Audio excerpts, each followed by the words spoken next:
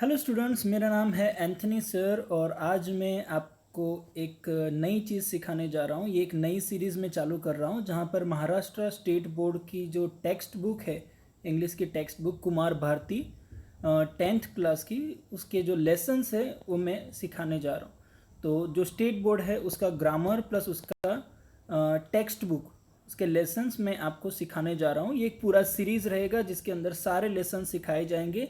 हर एक लेसन के 1 या 2 वीडियो रहेगा, डिपेंड ऑन लेसन। जो अगर लेसन लंबा रहेगा तो उसके 2 वीडियोस, अगर छोटा रहेगा तो उसका 1 वीडियो बनाया जाएगा। और इसलिए मैं चाहता हूँ कि ये मेरी चैनल को आप सब्सक्राइब करिए ताकि जब भी मैं लेसन के ऊपर कोई भी वीडियो बनाता हूँ तो आपको एक नोटिफिकेशन मिल जाएगा, ताकि आप वो वीडियो वो मिस ना कर दो और आपको अच्छी तरह से सीखने को, ये लॉकडाउन टाइम में सीखने का ये मौका मिले।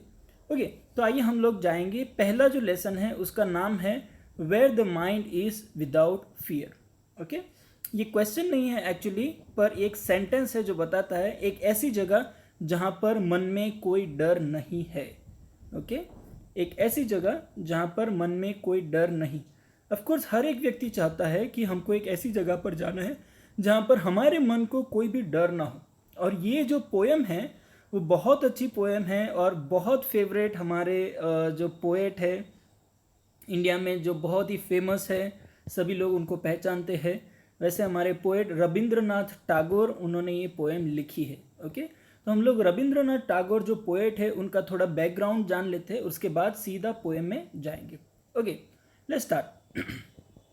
Rabindranath Tagore 1861 to 1941 was the author of Gitanjali and its profoundly sensitive, fresh, beautiful words. Okay, वो गीतांजलि के जो गीतांजलि एक बुक का नाम है जो उन्होंने लिखा है, जिसके अंदर बहुत सारी पोएम उन्होंने लिखी है।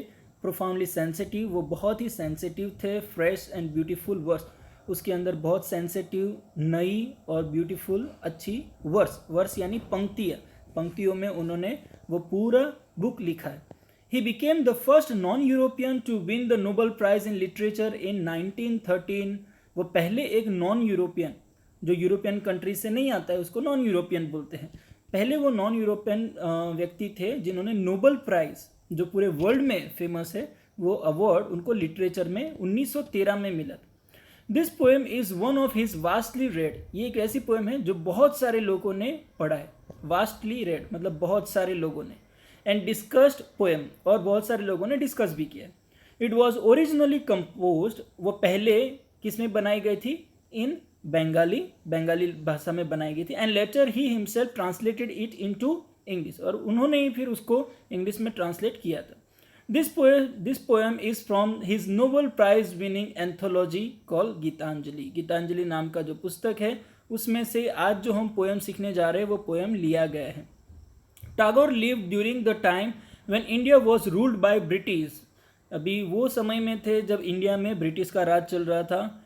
इन this poem, besides political freedom from British, Tagore also appeal to God for social, educational and economic freedom for the people of India. अभी यहाँ पर पहली तो एक इच्छा थी वो टाइम में कि हम लोगों को ब्रिटिश लोगों से आज़ादी मिले, और दूसरी यहाँ पर रविंद्रनाथ टैगोर है, उन्होंने गॉड से एक विनंती की। अपील यानी विनंती, रिक्वेस्ट। अपील कौन सी की? कि लोगों को सिर्फ ब्रिटिश लोगों से आज़ादी ना मिले, परंतु सोशल, सोसाइटी में आज़ादी मिले, एजुकेशनल, पढ़ाई में आज़ादी मिले, एंड इकोनॉमिकल यानी फाइनेंस में भी उनको आज़ादी मिले। तो वो एक रिक्वेस्ट है, यानी ये जो पोएम है वो एक रिक्वेस्ट है जो उन्होंने गॉड को की है। यहाँ पर हम रविंद्रनाथ टैगोर का पिक्चर भी यहाँ पर देख सकते हैं। ओके, अभी हम जाएंगे सीधा पोएम के अंदर। ओके, एक ऐसी आज़ादी जहाँ पर मन में कोई डर नहीं है, हम लोग ऐसा बोल सकते हैं, ये पोएम का title. Okay, line 1, where the mind is without fear and the head is held high. एक ऐसी जगह जहाँ पर मन में कोई भी डर नहीं है और हमारा सिर गर्व से ऊंचा है। Head is held, held means to hold, पकड़ना, हाई ऊंचा है। ओके, ऊंचे अकड़ के साथ हम लोग खड़े हैं। वेयर नॉलेज इज फ्री, ऐसी जगह जहाँ पर नॉलेज फ्री है, पढ़ाई फ्री है, यानी हर कोई व्यक्ति को पढ़ाई करने का मौका मिल सकता है। Where the world has not been broken into fragments, fragments यानी पीस, छोटे छोटे टुकड़े। जहाँ पर दुनिया के छोटे छोटे टुकड़े नहीं हो गए हैं। दुनिया के छोटे छोटे टुकड़े कैसे हो सकते हैं? नेक्स्ट लाइन में लिखा है by narrow domestic wall. Domestic wall यानी देश के अंदर जो अलग अलग टुकड़े हो गए हैं, किसकी वजह से? जाति की वजह से, रिलीजन। यहाँ पर उसका मीनिंग लिखा है, देखो हम पढ़ेंगे। नैरो डोमेस्टिक वॉल उसका मतलब डिवीजन, टुकड़े हो जाना। ऑन द बेसिस ऑफ, किसके बेस पर? Religion, caste, class and colour. ये ब्लैक है, ये वाइट है, तो ब्लैक लोगों का अलग कंट्री, वाइट लोगों का अलग कंट्री। सोसाइटी में हम लोग देखते हैं अमीर लोग, गरीब लोग, मिडिल क्लास के लोग, उन लोगों के टुकड़े हो गए हैं, उन लोगों का ग्रुप बढ़ गया है। फिर कास्ट के हिसाब से, ये उच्च कास्ट का है, ये नीचे की कास्ट का है, तुम लोग अलग अलग रहोगे। रिलीजन के हिसाब से टुकड़े हो गए। तो वर्ल्ड के अंदर एक ऐसी परिस्थिति है, और वो टाइम पे इंडिया में भी एक्चुअली यही परिस्थिति थी कि सब लोग अलग अलग ग्रुप में रहते थे। ओके, ये 4 लाइन के ऊपर हमें बाजू में एक क्वेश्चन पूछा है, हम लोग क्वेश्चन भी देखेंगे। What does the poet pray to the almighty God? Almighty यहाँ पर यानी ऑलमाइटी यानी सर्वशक्तिमान, और सर्वशक्तिमान कौन होता है? गॉड। तो गॉड को कौन सी प्रेयर किया?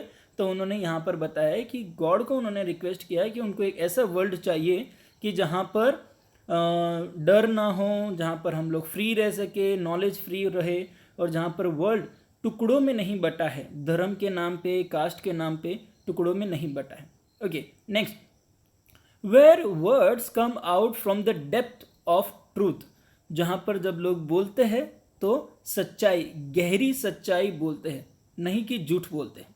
Okay, next, where tireless striving stretches its arm towards perfection. Okay, tireless striving, जो थकते नहीं हैं, स्ट्राइविंग मेहनत करते हैं, स्ट्रेचेस उसके हाथ फैलाना, स्ट्रेचेस मतलब फैलाना, हाथ फैलाना। ओके, और उसका पूरा मतलब क्या लिखा है यहाँ पर हम देखते हैं। Tireless striving, continuous effort and struggle, yes, stretches its arm, मतलब वो मेहनत करते हैं गोल अचीव करने के लिए। तो एक ऐसी जगह जहाँ पर हमेशा लोग मेहनत करते हैं एक परफेक्शन तक पहुँचने के लिए। ओके, परफेक्शन यानी ऐसा लाइफ जहाँ पर सच्चाई हो, ऐसी लाइफ जहाँ पर दूसरों को नुकसान नहीं पहुँचाना, ऐसी लाइफ जीने के लिए लोग प्रयत्न करते हैं। वैसा जगत, वैसी जगह उनको चाहिए। Next, where the clear stream of reason has not lost its way. मतलब स्ट्रीम ऑफ रीजन मतलब जो विचार करने की क्षमता है, विचार, रीजनिंग मतलब विचार करना, यानी वाद विवाद करना, मन के अंदर सोचना, ओके, उसके ऊपर सवाल खड़े करना, उसका जो झरना है वो बंद नहीं होना चाहिए। ऐसा नहीं कि कोई व्यक्ति बोलता है, यानी तानाशाही, उन्होंने जो बोला वही सही नहीं। सब लोगों को अपने अपने विचार रखने की विचार के जो प्रस्ताव रखने की आज़ादी है, वैसी जगह उनको चाहिए। यानी उनको गुलामी में नहीं रहना है। अल्टीमेटली उनका कहने का मतलब है कि हमको गुलामी में नहीं रहे, हम लोगों को भी सोचने की आज़ादी हम लोगों को चाहिए। Okay, next, into the dreary desert sand of dead habit. What is the meaning of dreary? Dreary मतलब sad, okay, एकदम दुखी। okay, यहाँ पर मीनिंग नहीं है, पर dreary का मतलब होता है दुखी। हमको ऐसी जगह पर नहीं रहना है। dreary desert, दुखी desert, desert यानी जो रेगिस्तान रहता है, जहाँ पर रेत रहती है, रेत, sand of dead habit. Dead habit यानी मरी हुई आदतों का जो रेगिस्तान होता है, जो दुखी रहता है, हम लोगों को ऐसी जगह नहीं चाहिए। Where the mind is led forward by the, हमको एक ऐसी जगह चाहिए जहाँ पर हमारा मन फॉरवर्ड लीड किया जाता है, मतलब अगुवाई, लीड करना मतलब अगुवाई। लीडर जो होता है वो हमको क्या होता है? चलाता है, अगुवाई करता है। तो वहाँ पर हमें ऐसा माइंड चाहिए जहाँ पर गॉड, दी यानी, दी यहाँ पर ओल्ड इंग्लिश है, दी यानी गॉड, कि परमेश्वर हमको चलाता है। हमें एक ऐसी जगह चाहिए, हम लोगों को मनुष्य चलाए ऐसा नहीं, परंतु परमेश्वर हमको चलाता है।